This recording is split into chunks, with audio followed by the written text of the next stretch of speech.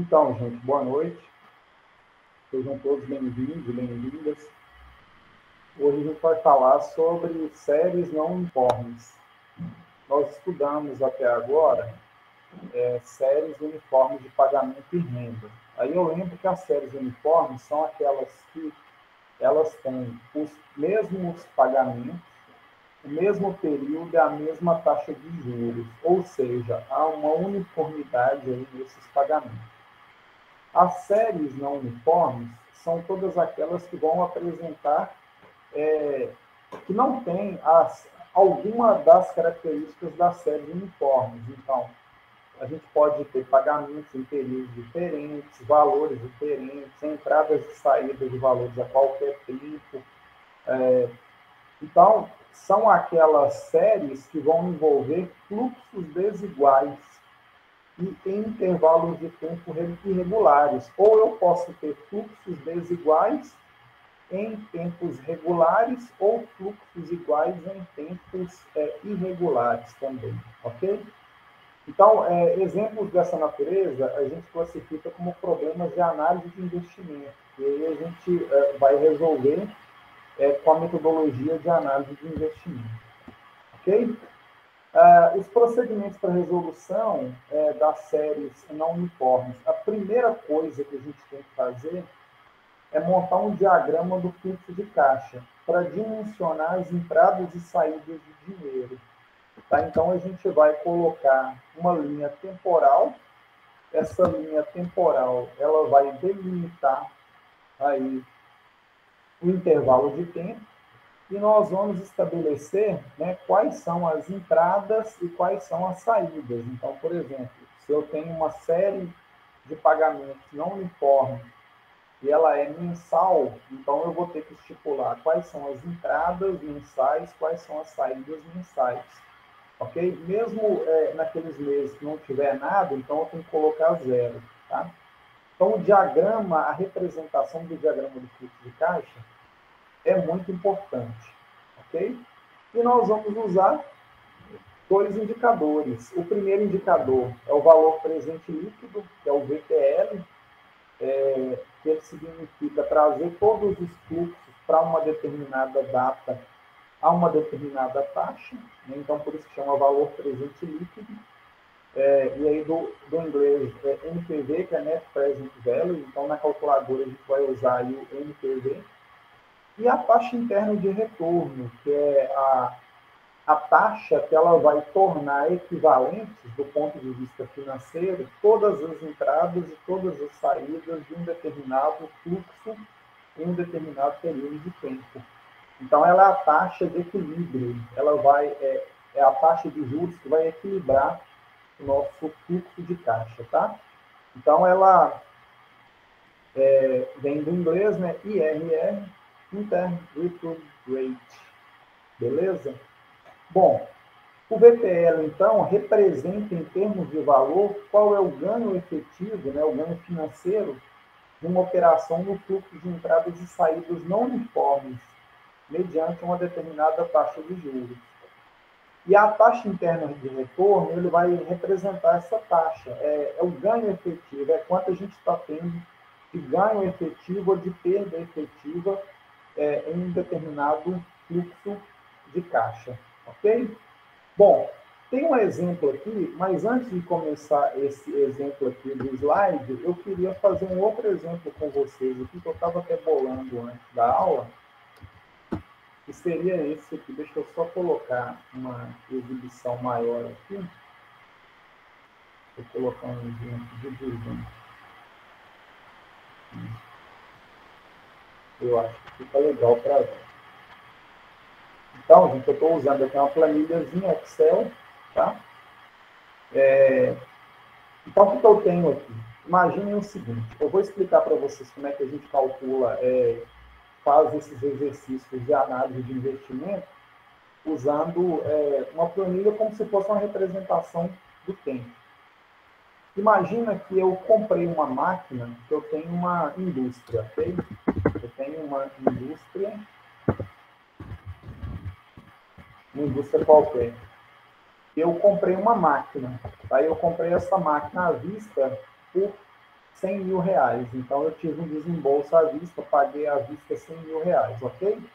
Essa compra à vista aqui, eu coloquei ela como se fosse no ano zero. Daqui a um ano, eu mensurei o resultado da compra dessa máquina.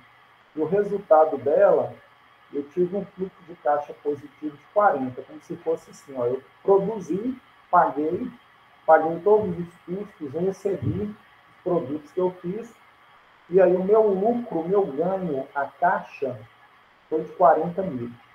No ano 2, né, a mesma mensuração anual, ganhei 50, no ano 3 ganhei 60, no ano 4 ganhei 35, e no ano 5 ganhei 30. Aí, sendo que no ano 30, eu ainda vendi essa máquina, desculpa, sendo que no ano 5, falei ano 30, sendo que no ano 5, eu ainda vendi essa máquina por um valor residual de 10 mil, ok? Eu consegui vender essa máquina e recebi 10 mil por ela depois de ter usado 5 anos. Bom, o que acontece? Eu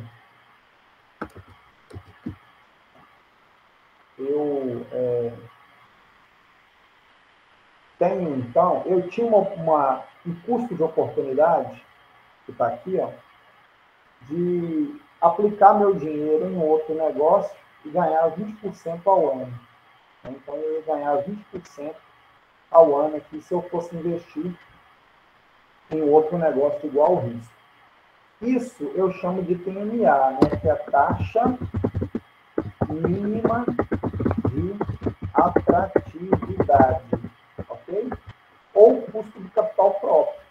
É quanto que me custou esses 100 mil aqui, porque eu tinha 100 mil, eu comprei a máquina e a máquina está produzindo produto para mim. Eu estou vendendo e ganhando grana. Mas se eu não quisesse comprar a máquina, eu ia pegar, investir em qualquer outra coisa e ganhar 20% ao ano. Tá? A pergunta é, a questão é, este negócio foi financeiramente viável? Essa que é a pergunta que eu faço. Contabilmente, o que a gente ia fazer? Contabilmente, eu ia pegar, somar, né? Então, por exemplo, se fosse uma operação contábil, então, eu tive um desembolso. Então, eu vou colocar aqui fluxo de caixa. Fluxo de caixa.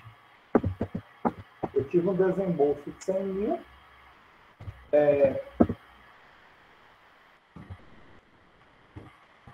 Mas essas entradas aqui, ó, eu vou pegar o 30 e somar com as delas. Colocar aqui.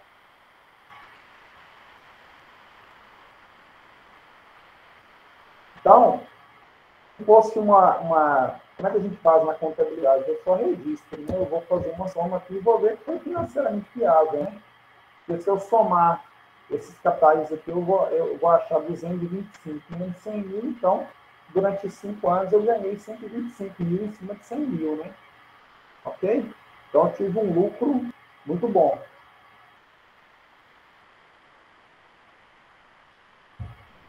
Só que eu preciso saber do ponto de vista financeiro, lembrando que cada ano, né, eu tenho um custo de 20% ao ano. Aí que vai entrar essa questão, né, da taxa interna de retorno e do valor presente líquido.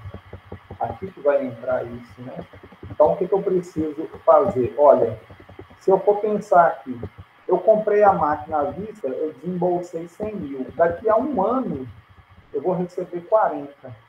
Eu não posso comparar esses 100 mil com esses 40. Eu não posso diminuir esses 40 de 100 mil. O que eu tenho que fazer, então? Eu tenho que trazer os 40 a valor presente. Eu tenho que trazer os 40 aqui para o ano zero. Né? Deixa eu colocar aqui. Ano zero para ficar melhor. Né? Ok? Esse 50 mil aqui, ele está no ano 2. Eu tenho que trazer ele aqui para o ano zero. Esse 60 mil aqui, ele está no ano 3, eu tenho que trazer para o ano 0, para poder comparar com o meu 100 mil. E assim sucessivamente, ok? Então, a gente teria que pegar cada um desse aqui, descapitalizar e trazer para data 0. Aí nós temos a opção de fazer isso no Excel, e temos a opção de fazer isso na HP 12C, ok? Então, eu vou abrir a HP 12C aqui, para a gente poder fazer, para vocês verem como que é muito fácil fazer esse tipo de exercício na calculadora HP 12C. Bom, então, o que importa para a gente aqui é o fluxo de caixa, esse fluxo de caixa aqui, ó, ok? E aí, lembrando que todos os períodos aqui, ó, todos os períodos, a gente tem valores, né?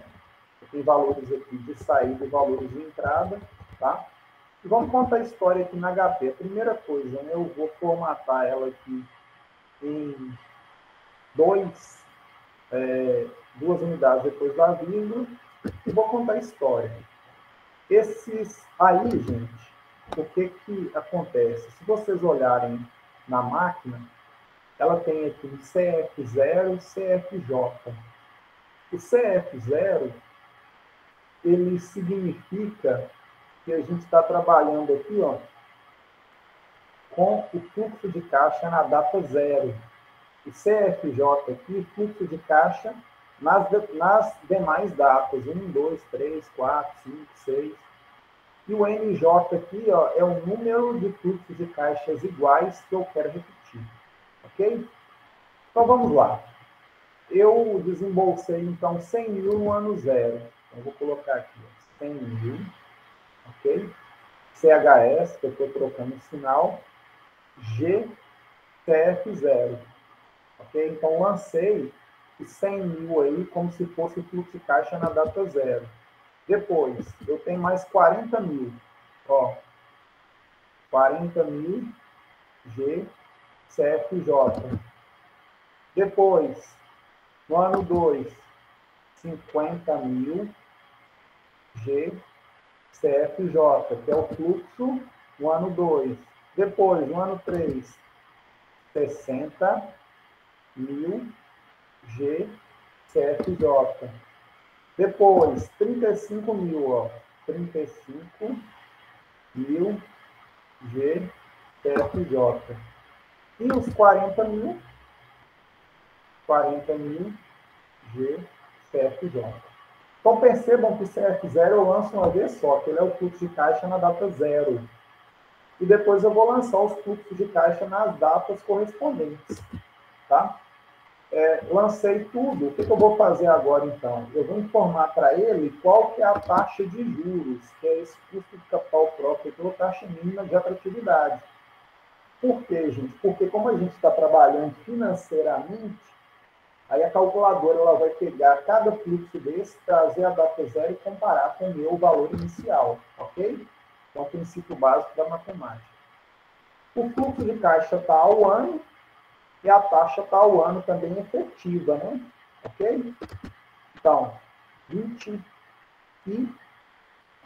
e aí eu vou calcular, ó. Então, FNPV, então calculei aqui, ó, o valor presente líquido de 35.731,74 e FIRR, uma taxa interna de retorno de 35,51, tá? Então, o que significa isso aqui, ó? Vamos interpretar. Significa que eu pago economicamente 20% ao ano, né? Porque é meu custo econômico de capital. Eu abri mão de ganhar 20% comprando essa máquina, só que a máquina me dá quanto por ano? Ela me dá 35,51. Eu ganho quase o dobro, né? Eu estou ganhando aqui quase o dobro da taxa da máquina. E quanto que, assim, pagando, trazendo a valor presente, quanto que isso vai representar para mim, então? Porque a máquina ela dá problema, porque tem que calcular primeiro o valor presente líquido, né? Aqui não. Estou colocando aqui 21. Vamos aqui, isso. 35.731,74. Então, eu ganho a mais, mesmo descontando dos meus 20%, essa máquina consegue me dar a valor de hoje, a valor da compra dela, ou a valor passado, né, que eu, na data que eu comprei os 100 mil, ela me dá ainda 35.731,74. Então, a pergunta, né? Esse negócio foi financeiramente viável e foi espetacular. Foi muito bom. Ok? Nós podemos fazer isso aqui no Excel, tá? Então, a gente pode colocar aqui, ó, o valor presente líquido e a taxa interna de retorno. Vou usar essas células aqui só para poder falar isso com vocês. Bom, pelo Excel, a taxa interna de retorno é bem tranquila. Então, a gente vem aqui, ó, em fórmulas, inserir função. Eu procuro a função que chama TIR, né? O meu Excel é em português, aí achei TIR, ok. Pego aqui valores e vou selecionar todo mundo aqui, ó. Custo de caixa como um todo. E dou ok. Aí deu 36%, é só eu vir aqui e aumentar o meu, a minha formatação aqui na célula, ok? 35 ao ano, né? 35,51% ao ano. Foi praticamente faz a mesma coisa que nós achamos lá no exercício que nós fizemos na HP, tá?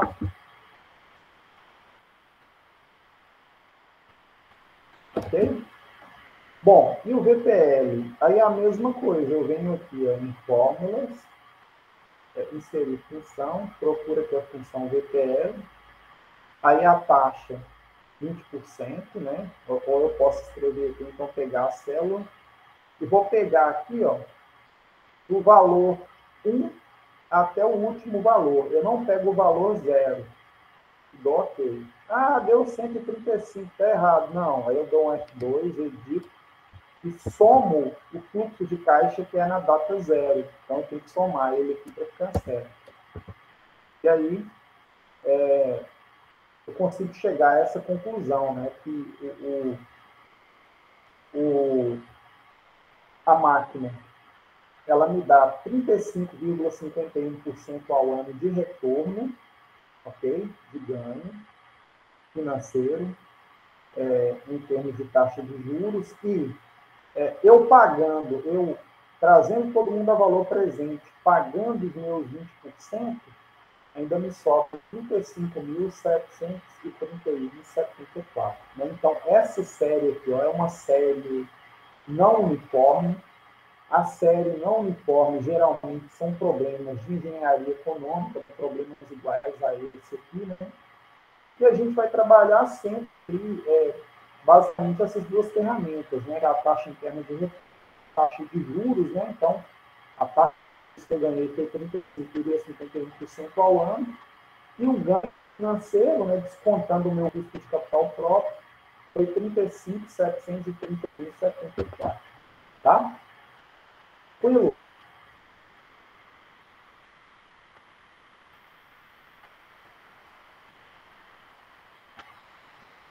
Vamos pegar o exercício que está no slide e vamos fazer agora.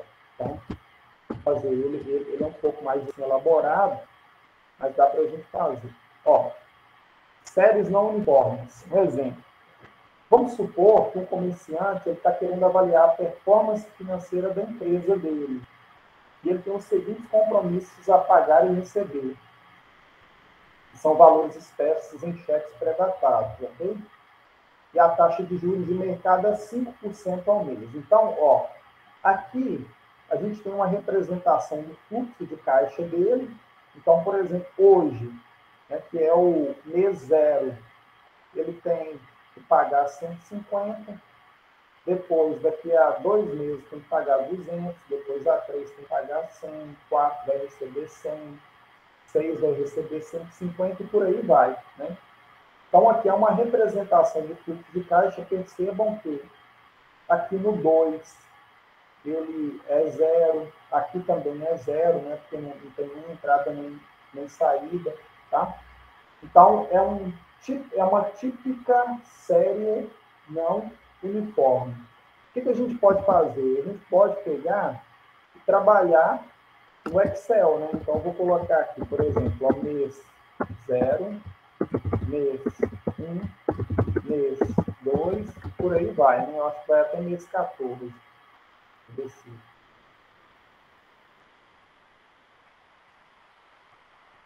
Vamos aqui, então. Bom,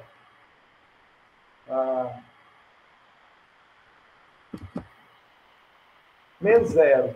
Então, ele tem uma saída de 150. Então, eu vou colocar aqui, ó, menos 150. O mês 1, que é o mês 0, está aqui. O mês 1 não tem nada, ok? Mês 2 tem uma saída de 200. Mês 3 tem uma saída de 100. Mês 4, uma entrada de 100. Mês 5, 0. 6 e 7 entra 150. 8 e 9, 0 e 0. Mês 10 entra 150. 11, 12 e 13, 0, 0 e 0. E no mês 14, eu tenho uma entrada de 250. Ó, a taxa de juros no mercado é 5% ao mês, né? Que o exercício falou. Então, essa taxa aqui, para a gente, vai ser o PMA, que vai ser o custo de capital dele, tá? Ok? Então, o que a gente quer fazer? A gente quer avaliar a performance financeira da empresa dele. Como é que a gente avalia essa performance? Essa performance a gente vai avaliar calculando o VPL e calculando a ativo. Ok? E aí, aqui estão os passos para poder lançar na calculadora. Eu vou fazer primeiro aqui no Excel. Então, ó, a gente usa ativo e usa o VPL, que nós já aprendemos. Ok? O TIR, então, basicamente, a gente vem aqui em fórmulas, inserir função, pega a TIR e seleciona o intervalo, né? É igual a TIR, seleciona o intervalo, pegando todo mundo, do mês 0 até o mês 14. Deu OK. Deu 8%. Aí nós podemos formatar mais casos após a vírgula. Então, deu 8,37 ao mês. Então, só por aqui eu já consigo ver que ele está com uma performance boa. Né? Ele tem mais entradas do que saídas ao longo desses 14 meses. Mesmo tendo uma taxa de mercado de 5% ao mês, ele ainda consegue ter uma performance de 8,37 ao mês. Ou seja, o negócio está viável. Agora, a gente precisa ver, comparar esses fluxos aqui para ver se ele está tendo VPL positivo, né? O VPL dele é positivo. Então, a gente vem aqui ó, em fórmulas, inserir função, pega uma função aqui, VPL, pego a taxa que eu posso escrever, né, 5% ao mês, e vou selecionar, lembrar sempre pegar do mês 1, do tempo 1 para baixo. Peguei do tempo 1 para baixo, dou OK, aí deu 251. Eu venho aqui, dou um F2, edito a fórmula e somo sempre o fluxo de caixa que está na data 0, né, que no caso aqui é menos 150. Então, 101. Conclusões. Olha, ele tem uma empresa com esses recebimentos e esses pagamentos, a taxa é 5% ao mês, que é o custo de capital dele, né? A taxa mínima de atratividade. Esse fluxo de caixa dele aqui de 14 meses vai dar para ele uma taxa efetiva de 8,37 ao mês, então ela é maior que o custo, então está ótimo. E, mesmo descontando todos os fluxos de entrada versus os fluxos de saída, colocando todo mundo em uma data só, ele ainda vai ganhar 101,37. Ou seja, ele tem uma performance financeira economicamente viável. Tá? Ok? Vamos fazer na HP para ver se a gente consegue tirar a prova, né? Fazer a mesma coisa. Vamos lá para HP 12C. Primeira coisa, PHP, segunda ligar, terceira limpar. Ok? Então, limpei tudo aqui. E aí, gente, o negócio é o seguinte, ó, tem que prestar bastante atenção, porque se vocês olharem aqui, ó, nos passos, se a gente errar alguma coisa, vai ter que começar tudo de novo. Esse é o problema da HP. Ela faz o mesmo cálculo que o Excel faz, ok? Só que o Excel a gente tem condição de gravar a planilha e depois voltar e modificar, né? Aqui não, aqui se eu errar, tem que zerar tudo. Então, vamos contar a historinha, né? Eu vou seguindo passo a passo aqui, ó. Seguindo um a um, a gente vai lançando. Vai dar um pouco de trabalho, mas vocês vão ver que vai dar a mesma coisa. Ó, FCLX, FREG limpei tudo. Então, vamos lá. Lançar o primeiro. Ó. 150 CHS, que eu inverti o sinal, né? GCF0, fluxo de caixa da data 1. Ou da data 0, desculpa, gente. Data 0 primeiro, tá? Depois, 0 GCFJ. Se eu não lançar 0 aqui, ele vai entender que o 200 é no 1, tá? Então, eu vou colocar aqui, ó, 200 CHS G CFJ. O CFJ ele vai acumulando. Ele vai contar 1, 2, 3, 4 e assim por diante, tá? 100 CHS G CFJ. Mês 4, 100 positivo GCFJ. Mês 5, 0 GCFJ. Mês 6 e 7, eu tenho 2 150. Ó, então, 150 GCFJ e 150 GCFJ, ok? Depois eu tenho dois zeros. 0 GCFJ, 0 GCFJ. Depois eu tenho um 150 positivo, 150 GCFJ. E depois eu tenho 3 zeros, né? Ó, 0 GCFJ. Aí eu posso colocar aqui, ó, 3GNJ, que ele vai triplicar aqui esses 3 zeros, ok? Coloco, então, o último, que é... Opa. 250 GCFJ.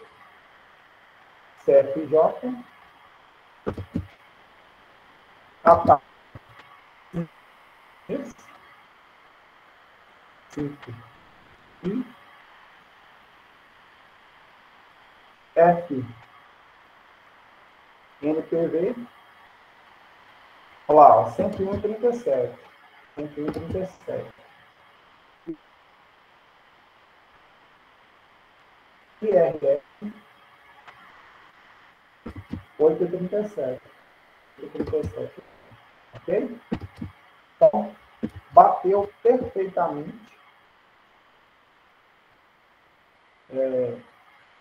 o nosso exemplo aí de série não uniforme. Então, a série não uniforme, praticamente, ela vai servir para a gente fazer esse tipo de abordagem para poder resolver esse tipo de exercício.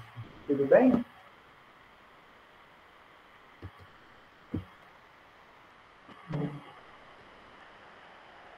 Oi? Não está tranquilo, professor. Tranquilo também. Não, então, é bem... Na HP2C, bem eu entendi a parte do CF0 e do CFJ. Agora eu não entendi o restante depois da taxa dos 5%.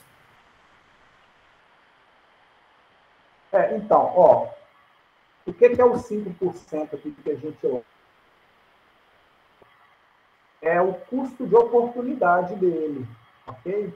É a taxa de mercado. Então, toda que tem as séries não uniformes, a gente tem que perguntar assim, ó, qual que é o custo de capital? Qual que é a taxa mínima de atratividade? Então, o próprio exercício pegou, falou que, por exemplo, taxa de 100 ao mês. Aí você pensa assim, ó, se a empresa precisa de grana, ela vai lá no mercado, busca essa grana emprestada, ela vai pagar 5%. Então, é como se fosse um custo de atividade. Ou, por exemplo, se o sócio pegar e emprestar dinheiro para essa empresa e a empresa precisar captar essa grana, ela vai pagar 5%. Então, é como se fosse assim, ó, a gente estabeleceu isso aí como se fosse um custo de capital, tá? Tudo tem custo de capital, gente. Tudo.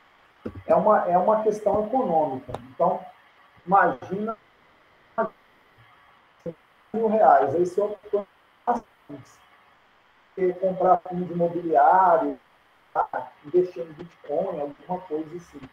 Então, quando a gente abre mão de uma oportunidade em detrimento de uma ou outras, a gente já está tendo custo de oportunidade, ok? E aí, esse custo de oportunidade é como se fosse essa taxa mínima de atratividade, tá? Economicamente, cada um tem a sua, né? Não tem um número certo para poder virar e falar, ó, é tanto, né? Vai depender de cada caso. Naquele exemplo, por exemplo, da máquina que eu apresentei, eu coloquei 20% ao ano, né? Mas poderia ser mais, poderia ser 30, 40, tá? Ok? A função também que o senhor utilizou para multiplicar a quantidade de zeros, que o senhor passou para 3FV, foi isso? Isso. Aí, o que acontece? Quando você vai colocar, aqui, por exemplo, vamos aqui. Aqui a gente tem 3 zeros, né? Aí, na hora que eu fui lançar o mês 11, eu fui lá e coloquei 0, eu coloquei, então, 0, GCFJ. Como tem 3 seguidos, eu coloquei 3GNJ. O que a máquina entende? Ela vai entender justamente isso aqui, ó. Eu estou lançando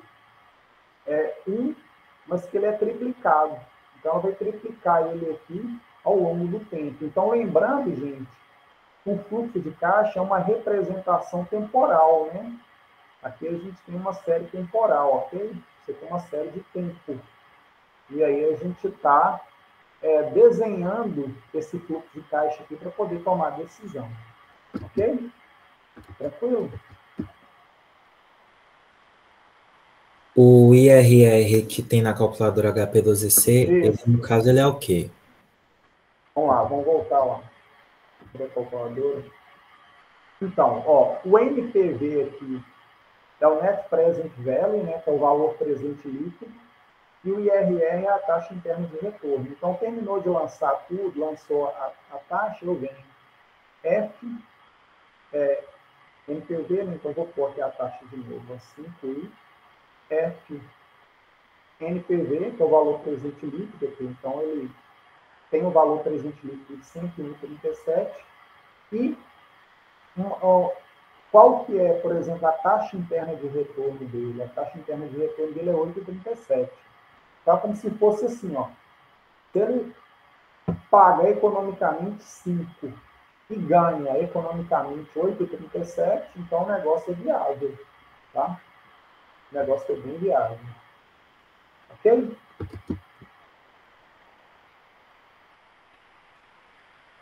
Tranquilo, gente? Ok. Beleza. Vamos corrigir aqueles exercícios lá?